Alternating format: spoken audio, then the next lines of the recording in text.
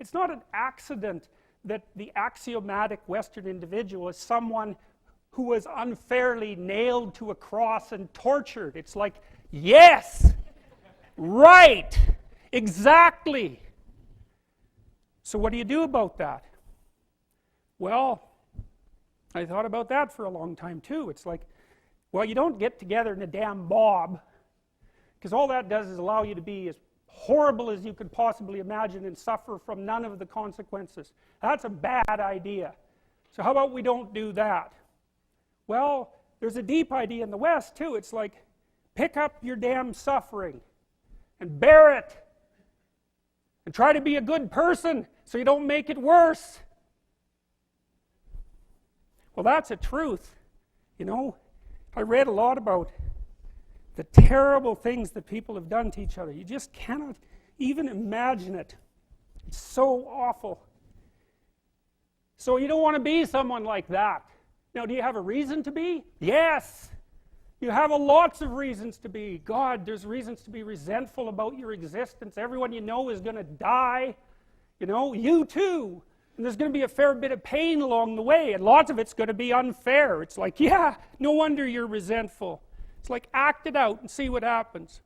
You make everything you're complaining about infinitely worse. There's this idea that hell is a bottomless pit, and that's because no matter how bad it is, some stupid son of a bitch like you could figure out a way to make it a lot worse. So you think, well, what do you do about that? Well, you accept it. That's what life is like. It's suffering. That's what the religious people have always said. Life is suffering. Yes. Well, who wants to admit that? Well, just think about it. Well, so what do you do in the face of that suffering? Try to reduce it. Start with yourself. What good are you? Get yourself together for Christ's sake, so that when your father dies, you're not whining away in a corner, and you can help plan the funeral, and you can stand up solidly so that people can rely on you. That's better. Don't be a damn victim. Of course you're a victim. Jesus, obviously. Put yourself together. And then maybe if you put yourself together, you know how to do that. You know what's wrong with you, if you'll admit it. You know there's a few things you could like polish up a little bit, that you might even be able to manage in your insufficient present condition. And so you might shine yourself up a little bit, and then your eyes will be a little more open, then you can shine yourself up a little bit more, and then maybe you could bring your family together instead of having them be the hateful, spiteful, neurotic, infighting batch that you're like doomed to spend Christmas with. So then you fix yourself up a little bit, kind of humbly, because, you know, God, you're a fixer-upper if there ever was one.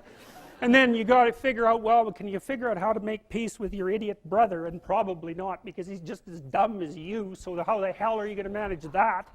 And so then maybe you get somewhere that way, and your family's sort of functioning, and you find out, well, that kind of relieved a little bit of suffering, although it reduced the opportunities for spiteful revenge, and that's kind of a pain in the neck.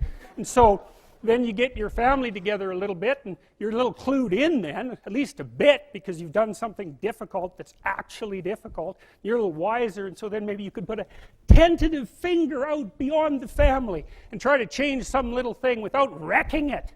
It's like, our society is complex, and we teach our students that they could just fix it. It's like, go fix a military helicopter and see how far you get with that. It's like, what are you going to do? You're like a chimp with a wrench. Whack! Oh, look, it's better. It's like, no, it's not better. Things are complicated, and to fix things is really hard. And you have to be like a golden tool to fix things, and you're not. So, and that's the other message of the West. It's like, how do you overcome the suffering of life? And I'm not saying it's only the message of the West. How do you overcome the suffering of life? Is be a better person. That's how you do it. Well, that's hard. It takes responsibility. And I think, you know, if you said to someone, you want to have a meaningful life? Everything you do matters. That's the definition of a meaningful life. But everything you do matters. So you're going to have to carry that with you. Or do you want to just forget about the whole meaning thing, and then you don't have any responsibility, because who the hell cares, and you can wander through life doing whatever you want, gratifying impulsive desires for how useful that's going to be, and You're stuck in meaninglessness, but you don't have any responsibility. Which one do you want? Well, ask yourself, which one are you pursuing? And you'll find very rapidly that it isn't the majority of your soul that's pursuing the whole meaning thing, because, well, look what you have to do that. You have to take on the fact that life is suffering. You have to put yourself together in the face of that. Well, that's hard. Christ, it's amazing people can even do it. I'm stunned every day when I go outside and it isn't a riot with everything burning.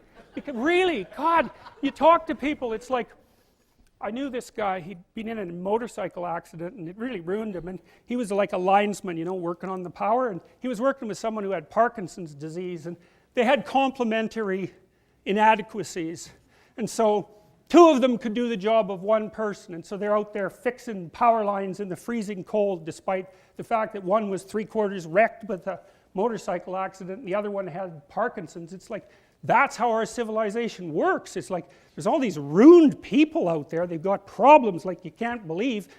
Off they go to work and do things they don't even like, and look, the lights are on. My God, it's unbelievable. It's a miracle. It's a miracle.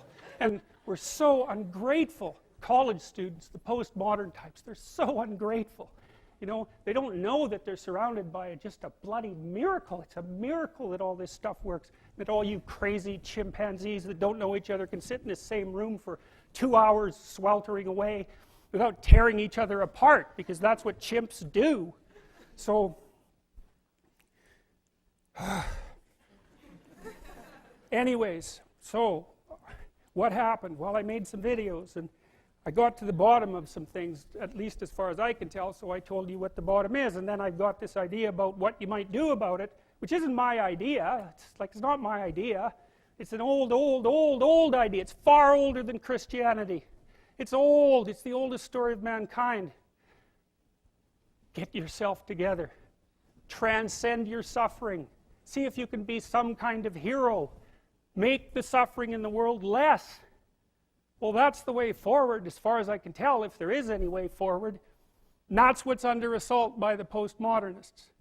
So look out, because they know exactly what they're doing, and they know exactly why they're doing it.